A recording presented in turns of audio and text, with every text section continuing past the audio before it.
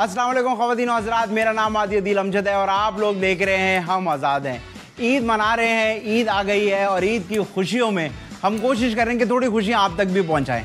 आज जो मेहमान मेरे साथ मौजूद हैं, इनको मेहमान कहना तो नहीं चाहिए क्योंकि इनको हम बहुत बार मेहमान बना चुके हैं, इनको बहुत इज्जत भी दे चुके हैं, इनको बहुत प्यार भी कर चुके हैं, लेकिन इन्होंने अपनी औकात वापस जाके दिखा दी। तो हमारे साथ मौजूद हैं जावेद अख्तर साहब।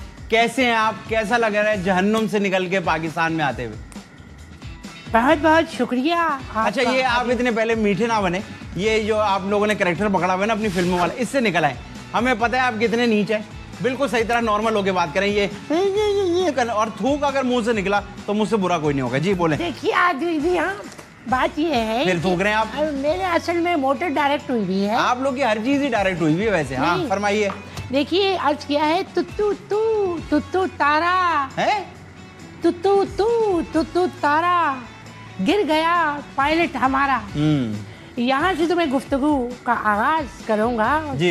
बड़ी नवाजिश आपकी कि आपने मुझे इस काबिल समझा कि मुझे नहीं, मैंने आपको इस काबिल नहीं समझा। मुझे बताया गया कि आप आए हुए हैं और आपको यहाँ बिठा दिया जाए। आपको इस काबिल नहीं है। आप यकीन कीजिए, भारत के अंदर भारत वालों पे हम यकीन नहीं करते। भारत वालों पे यकीन करना बनता ही नहीं है, ना उनके मीडिया पे, ना उनकी फौज पे, ना उनके आर्टिस्टों पे। जी फरमाइए। मैं तो अपने ब्लैंक चेक जेब में लेके घूम रहा हूँ मुंबई में। क्यों? लेकिन घर है कि कमबख्त मिलने का नाम नहीं ले रहा। तो आजकल हम लोग फुटपाथ पे सो रहे हैं। फुटपाथ पे सो रहे हैं? फुटपाथ पे। आपके वहाँ फुटपाथ होता है? हाँ, फुटपैरी भी कहते हैं। मुझे लग रहा है फुटपाथ ही होगा। जब पाकिस्तानी जहाज आए थे तो उन्होंने जो चीजें गिराई थी उसके बाद वो फुटपाथ हो गए होंगे। हैं? बिल्कुल ऐसे ही है। अच्छा मुझे बताइए, जंग हुई है, जंग के लिए कुछ लिखा या लिखना छोड़ दिया?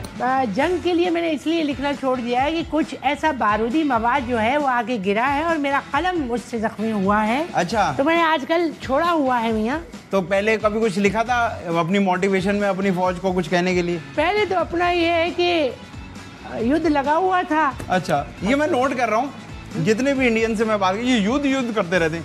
मतलब क्या है युद्ध का? युद्ध का मतलब है कि एक साथ मिलजुल कर लड़ना। अच्छा, एक जंग का सा समा हो, और जिसको उर्दू जबान में जंग कहते हैं। तो आप गालिबन इससे जरा मुतहम्मिल हो सकेंगे कि इस लफ्ज़ से। तो युद्ध का मतलब तो ये है। नहीं तो आप कह रहे हैं मिलजुल के लड़ना? एक कौम का, एक इलाके के लोगों का मिलकर लड़ना। तो आप कह रहे हैं कि आपके वहाँ एक कौम है? कोशिश तो हमारी सबकी यही है। और हमने उनको मुहिब्बे वतन होकर भी दिखाया है। और बहुत ज़्यादा एफिशिएंसी से लोग, जैसे अदनान समी खान की आपने बात की। जी अदनान समी साहब, उसको मैंने ही बताया था कि वहाँ जाके एयरपोर्ट ले ले। वो हिंदुस्तान के झंडे के रंग के हैं। अच्छा, झंडे के रंग के? जी। अच्छा, मुझे बल्कि कभी अगर मैं कहता हूँ लिंचिंग करेंगे, तो मैंने तो बनियान भी झंडे के रंग की पहनी हुई है। नीचे जो मतलब बनियान के साथ ही आता है, कच्चा कहा जाता है उसको। नहीं तो इतना झंडा आप लोग कर रहे हैं तो झंडे के ऊपर बैठ ही जाए ना अपने, ताकि एक ही बार बात खत्म हो जाए। असल में बैठने की हमने कोशिश बहुत की झंडे पे। वो कह रहे झंडे पे नहीं बैठो, झंडा पहन लो, साथ जो डंडा है उस पे बैठो, उस पे बैठ। अच्छा, तो हमने कहा भाई ये हमसे ना हो पाएगा। ये बताया, पाकिस्तान में कोई दोस्ती है, बची है कोई दोस्ती? आखिरी कुट्टी मैं करके निकला हूँ यहाँ से। किससे?